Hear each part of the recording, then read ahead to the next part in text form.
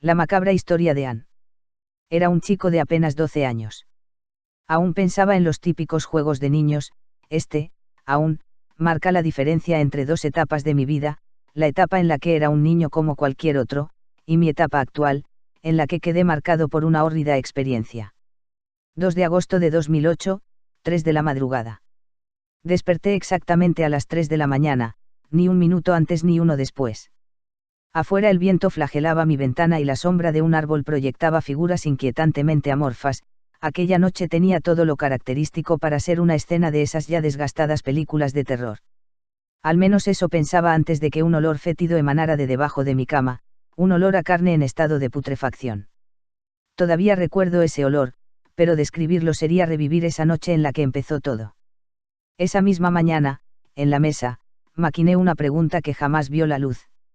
No tenía por qué exagerar, quizá ese olor provino de afuera, quizá un ave muerta, o quizá. ¿Qué te pasa? Me sacó de mis cavilaciones papá. Le respondí que no pasaba nada y que ya me tenía que ir.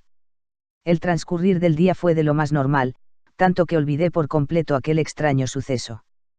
3 de agosto de 2008, 3 de la mañana. Extrañamente al abrir los párpados, miré unos segundos al techo algo confundido. Observé el reloj y marcaba las 3 de la mañana. Fue entonces que, como un rayo que atravesó mi cabeza, recordé la madrugada anterior. ¿Por qué nuevamente me estoy despertando a esta hora?, me cuestioné, como esperando que en alguna parte de mí, mi lado más racional diera una respuesta. Inmediatamente, el mismo olor volvió a hacer estragos en mi desvanecido ser. Atiné en ese entonces a no mover ni la más mínima parte de mi cuerpo, como si así fuera a quitar el miedo de las demás cosas que vendrían después. Un recio golpe bajo la cama, quizá fue leve, pero esa noche fue un recio golpe. Recuerdo incluso haberme molestado con mis vellos erizados por ser tan delatores. Incluso tragar saliva me era delator. No terminaba de salir de mi asombro cuando aquel retazo de sábana que impertinentemente tocaba el suelo recibió un tirón. Con la ingenuidad de un niño a quien se le impone una creencia, empecé a rezar. De pronto la palabra, Dios, tuvo significado para mí. Los extraños sucesos se detuvieron, y después de 10 o quizá 15 minutos de haberme deshidratado manteniéndome inmóvil, logré conciliar el sueño. Esa misma mañana estuve dispuesto a contarle todo a mamá, pero de pronto ella y mi padre, un hombre de carácter dominante, empezaron a discutir.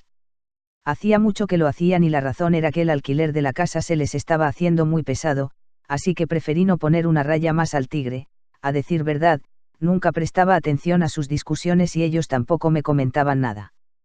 Con ganas de cambiar de tema, mamá cuestionó mis ojerosos ojos y le respondí que fueron los mosquitos los responsables con tanta avidez que no volvió a interrogarme. Como si nada pasara, el día seguía su monótono curso. Sin embargo, esta vez no pude olvidar lo que había ocurrido esa madrugada. Me sentí solo, desesperado, con la ingenuidad propia de la edad rogaba al sol que no dejara de emitir esa cálida luz, que no diera lugar a espectros. Pero el día en que las cosas fueran como yo quisiese estaba lejos aún. Llegó la noche y con ella el incremento de mis temores. Recuerdo haberme quedado dormido a propósito al lado de mis padres. Mientras veíamos películas un suspiro delatando mi alivio salió de mi boca, al menos estaría seguro junto a ellos. 4 de agosto de 2008, 3 de la madrugada. Recuerdo haberme quedado mirando con turbación el techo blanco, detesté pensar en que mi padre fue el que me trajo a la cama. Pero eso ya no importaba, ahora estaba allí, nuevamente en mi habitación. Con desaforado miedo giré mi cabeza hacia el lado izquierdo para ver qué hora marcaba el reloj, ya lo presagiaba, y lo presagiado se hizo realidad, pues eran las 3 de la madrugada. ¿Qué tenía de especial esta hora, y por qué cosas extrañas empezaban a suceder? No terminaba de cuestionarme, cuando de pronto aquel olor a putrefacción empezó a deambular por toda mi habitación, pero era más intenso debajo de mi cama, y lo supe porque ya antes me había orillado a olfatear. Pronto, las características de una típica película de terror se mostraban ante mis sentidos como puestas en una lista y empezaban a marcarse.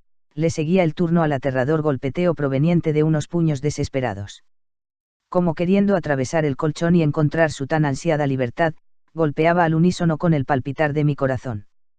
Como acto reflejo empecé a orar, con la esperanza de detener a lo que sea que estuviera golpeando, pero no funcionó, el golpeteo seguía y cada vez se hacía más grave.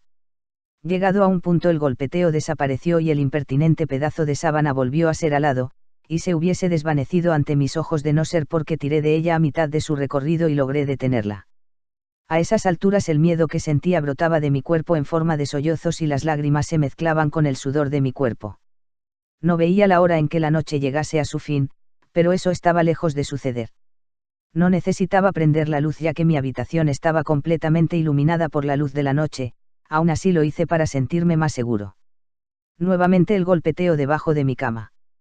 Esta vez era más fuerte que antes, eran golpes como de reclamos.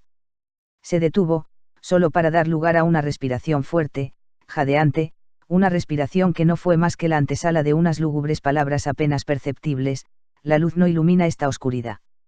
No soporté el terror producido por estas palabras e inmediatamente corrí hacia la habitación de mis padres y me metí entre las sábanas. Atrás dejé ese algo que me aterrorizaba, no pensaba volver nunca más a esa habitación. Recuerdo haber dormido plácidamente en ese pequeño espacio formado por las piernas de mis padres.